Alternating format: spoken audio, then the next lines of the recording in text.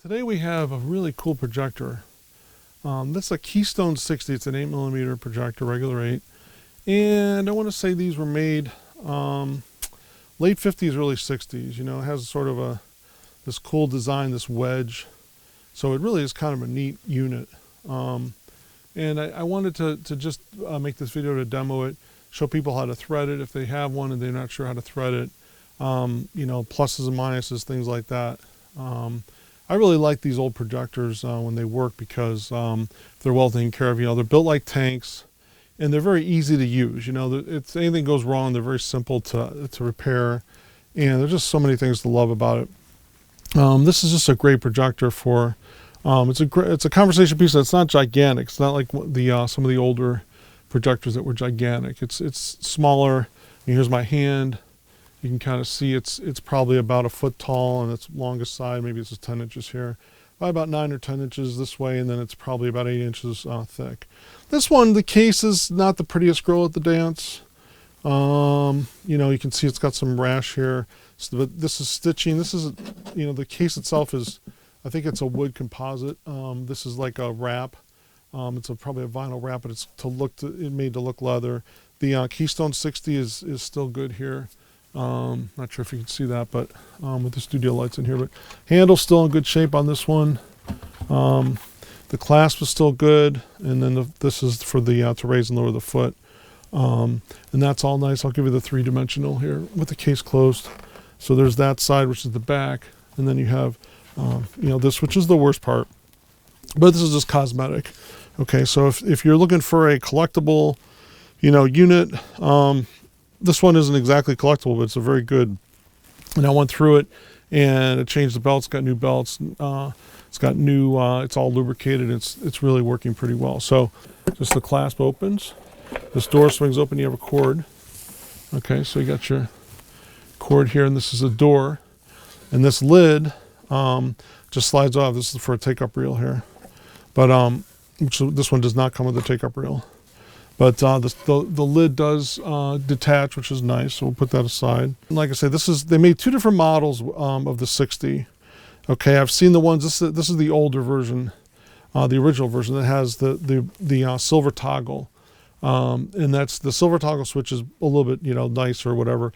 The newer ones that they went to like a plastic black knob. If you have this projector and you wonder why this looks a little bit different, because they did go to a plastic knob here. 3-position switch. You have motor, lamp, and off.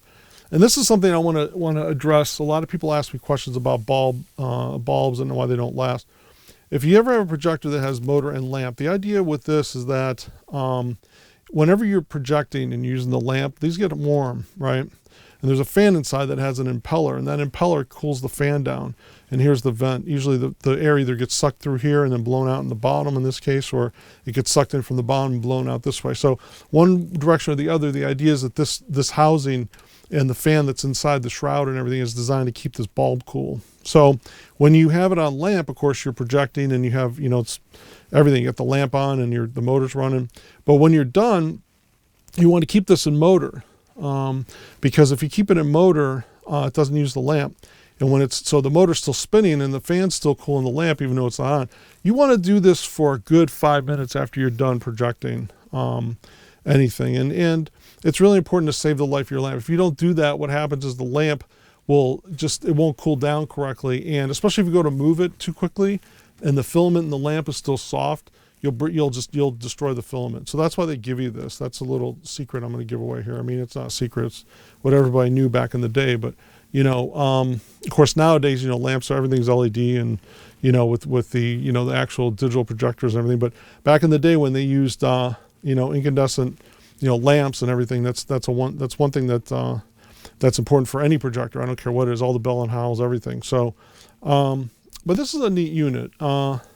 It really, really is. I like it a lot. And it's very simple to use. You have basically your off, motor, and lamp. Okay. And then, so motor and lamp are the same thing. They basically just drive everything.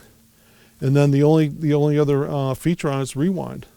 So it does not do rear projection. It will only just project in one direction. But when you're done and all your take up is here and all your film is on your take up reel, you just you turn it off. You can leave it running, but turn it off and just slide this to rewind, and then thread your bottom to top, and then it'll rewind the film. And I'm going to show all that. We'll go through that. Okay, so what we're going to do now is I'm going to put the this is a 5-inch take up reel.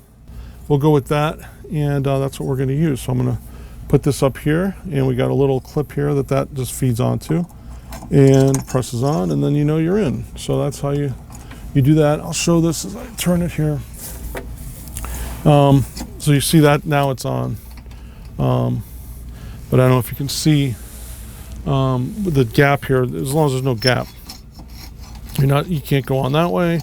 You just find that spot where it fits in there, and that's, really any 5-inch reel would work, because you got this, which you're going to manually. It's a manual threaded projector, so it's not an auto thread. It's not an auto feed, so which is fine. I mean, it's very easy to thread anyway, but I just wanted to make you aware of that. So with this, we're going to put the foot up. I'll take the take up back off. So this is your foot here for projection, and you can make this anything you want, any direction. So you could go like that, and then wherever you want it to stop, I'll just leave it all the way up. Turn that, and now you have it pointing up. I'm going to show it without any supply yet. Okay. And so everything's spinning. Okay, so we have that just to show you everything works. The idea with this is, and it kind of shows you here, if you look, I'm not sure if the video shows, so the film path is such, it's like this basically. Essentially, you have these guides, okay? And so you're going to go on the top of this. So these are the two capstans here, and you're going to go up here and then through here, and then you're going to make a loop, and you can see right here is what is, they're kind of mimicking. It's actually, this is all metal, by the way, which is nice. It's like a hard, this isn't metal, this is a composite. It's actually wood, but this is all metal. This is metal and wood, so before they use plastic on everything. But anyway, so you're going to come down here, you're going to go here, you're going to go here, and your loops are here, and the loop on the bottom is the same deal. And then that's when you come up here, go across there, and you're on. So we're going to put this on. Okay, same deal. Find where that spot is, where it slides right on. And that it would be right there. Okay. So that's on. You do want some slack here. We're going to go. As I say, very easy. And we just sit down here. And this, oh yeah, by the way, this is your film gate pressure plate. So this has to be out here so that you can get your film under here. So if you have any of these, or if you want the little secret here, this has to be out like that. So a little lock on it so you can get your film in. And then once that's in, then you push it down, see, and then it locks the pressure against the film gate. So anyway, that stays there. We're just going to do, for right now, we're just going to put this in here, and we will do that. And this is going to be, it's going to come here. We're going to go like so. Okay, and cross here, cross there, come down here, and that's all we do. And then, actually right there. So now, you see this, we'll want these kind of even for this film loop, and it'll tell you pretty much. It's rolling now, just like that, and that's how it looks. And this is your focus here. Okay, it's the only other thing you have to worry about with the lens. Just focus. This will slide out, but you don't have to worry about that. It's for clean and so forth. But this, you want to see your film. I mean, this film moves a little higher, but it's okay if they're a touch higher than what's normal. So anyway, let me show you projected. I may cut back here a second, and because I'm gonna turn some of the studio lights off so you can see. So let me turn that off just for a minute.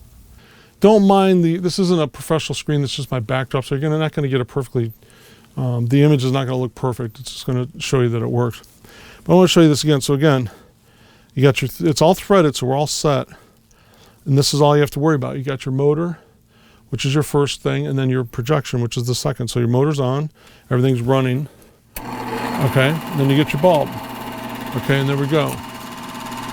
Okay, I'm going to take it down a little bit. So set the focus, there's focus.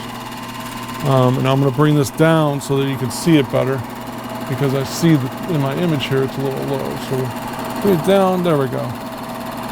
You can hopefully see it a little bit better here. You don't want to move it when it's running too much, because like I told you before about the bulb and that. But you know, it's like I say, it's not designed right now to be a perfect image. Just to show you that it is a bright bulb and it does work. It's not square at all. But this is just for demonstration purposes, to show that the bulb works and that the unit does work. Looks like, I don't know where this is, but, and then, you know, focus, I'll show you, on this itself. You probably can't, you're not going to be able to see it in the video that well. You're really out of focus there, and then it sharpens right up, super clear. Okay, and this here is your framer. Okay, so I've dropped, yep. But it's up here, I don't know if you can notice in the video, the bottom is way up, so I want to reframe it. And that gives you your frame. It's probably really tough to see, you know. I may have to zoom in on this so you can see a little bit better, but anyway, as you can hear, it's not too loud. It's actually a pretty quiet projector. It's not a zoom lens, okay? This one doesn't have a zoom lens on it. It's a fixed focal lens, but the thing about focal lenses that are fixed, you know, they are sharper, just so you know. In most cases, I mean, unless you get into something, like some of the Elmo lenses that they had were really nice that are, and the Kodak made a few really nice zoom lenses, but usually these, you know, projectors in this category, this is sort of the poor man's Bell and Howell, which actually, to me, I actually prefer over Bell and Howell because it's less moving parts, easier to work on, and it's just, you know, by and large, I think a nicer projector to own, more reliable, and so forth. Some of the Bell and Howells, you know, they are nice, but this is a fixed speed projector. That's the other question people would ask me. It's not a variable speed, so you're going to get your 18 frames a second, or whatever it was shot at. I think, yeah, regular it was 18 frames, and there it is at the end. So now again, remember what I said, it's going to come off there, okay? And now it's free to go, and we're going to come off of the light. We're going to leave this run. Okay, I'm letting this run now. And even I'm going to turn the studio lights back on, and I'll be back with you in a second. But you can see it's at the end. This is, you know, ready to be rewound. Actually, I'm going to flip this because it should be that way. I'll be back with you in a second for the rewind. I'm going to turn the lights back on the studio so you can see. Got our take-up reel. I wanted to show you. It's in here, right? Okay. And so, you know, you kind of feel too, like I feel right here, this is where it blows through here because it sucks from the bottom, blows through here. It feels lukewarm, you know, it's cooling, so it's pretty cool. But you always want to make sure, if this feels warm at all, any projector, if you feel warm air coming off of the bulb and it's not on, you want to let that cool. You want to let this fan go until it's totally cool. So anyway, we're going to shut this off, and I'm going to put this in reverse. This pops down, this little lever, into reverse, okay? And then what you're going to do is you're just going to thread, and I'll make sure he's try to do his left-handed so you can kind of see, but just grab this, right? And so you have your film, and you're just going to put it here. And I like to, you know, just for safety, I like to put it, you know, through the break here. I know my hand's in the way.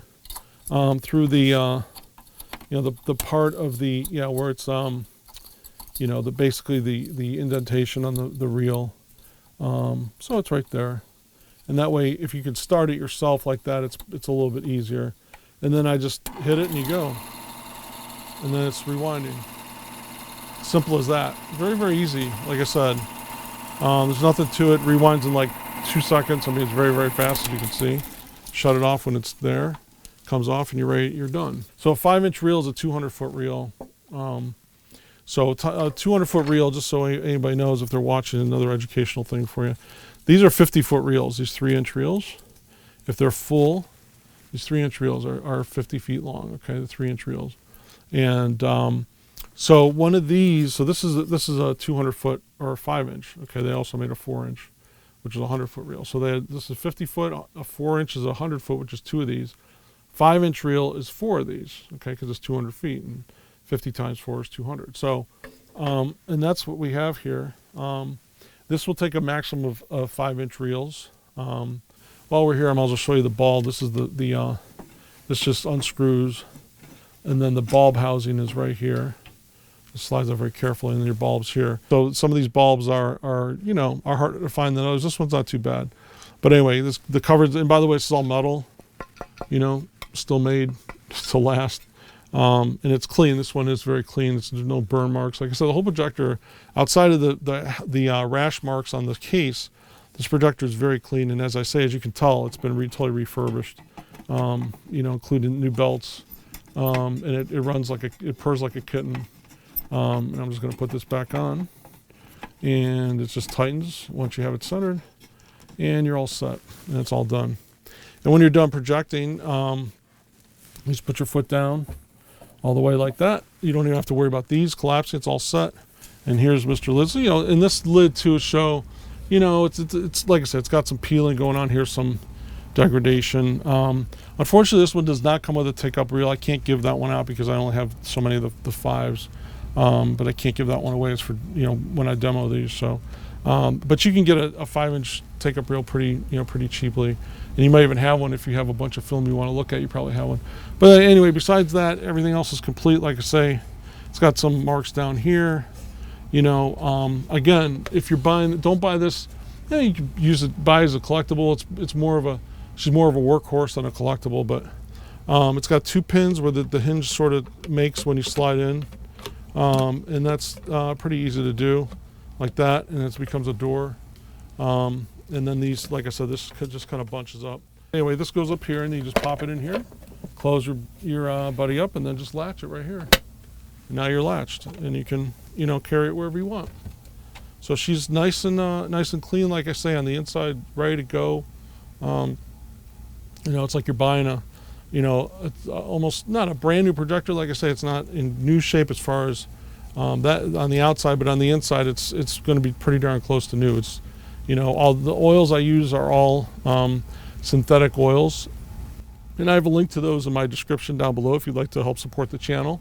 You can click on those things that I use to refurbish my projectors. It's really a neat.